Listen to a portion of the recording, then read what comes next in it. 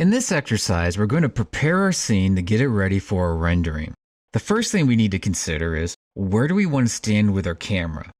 Technically, we could do an interior rendering. The only thing is, though, is inside of this project, we've only placed lights in one room. So realistically, there's just not enough light inside of this space to be able to generate a very realistic or nice rendering. Since there's not really enough light on the interior of our building, let's take an exterior shot of our building. We'll also take a picture of that other building that's out here to the side of our main building. We'll call it an outbuilding or a garage. And let's try to get some of those trees into the shot. We could place a camera in here, but we'd be better served, since we're going to be taking a picture basically of the site, to do this from the site view. So floor plans and site.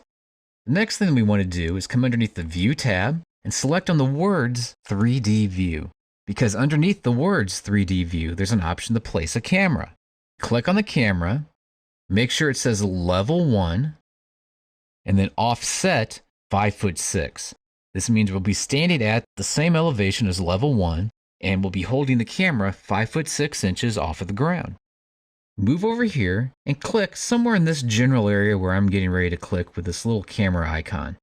When you do, move over in this direction and try to get as much of your buildings inside of this blue cone as possible. If you can't get them all in, that's okay. We can make adjustments after the fact. The next spot you need to click will be somewhere out here, and make sure that your cursor is just beyond where these trees are located at, so we can get as many of the trees in the shot as possible. And click. When you do, you should see a shot very similar to this. And it's created a new 3D view that we're going to do our rendering for. Now, in this case, I'm seeing a lot of sites, and maybe not everything is centered just the way that I like it. So you can click on any of these control buttons and then drag them from one spot to another. If we wanted to see just a touch more sky, you can raise it up. Or less sky, you can lower it down. Whenever you get it just the way that you like it, zoom in and try to get as much of that scene on your screen.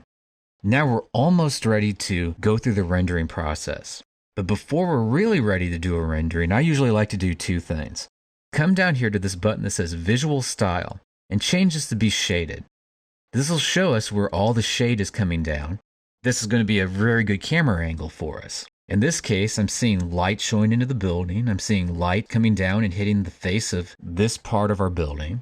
I think that that could make for a fairly dynamic rendering, so I like that. So the next thing is to go back down to that button again, click on Realistic. When you do Realistic, it may take it a few seconds to process depending on the strength of your computer, but you'll then be able to see each of these plants. That'll give you a little bit of feedback whether or not you need to swap out these plants with different species of plant that might look different. Also, it'll tell you whether or not this is the right color of materials as far as the glass, in this case on the curtain wall, or the brick on the outside of our building here. When you get to that point where you have everything set up the way that you'd like to see it, then you're going to be ready for that rendering process.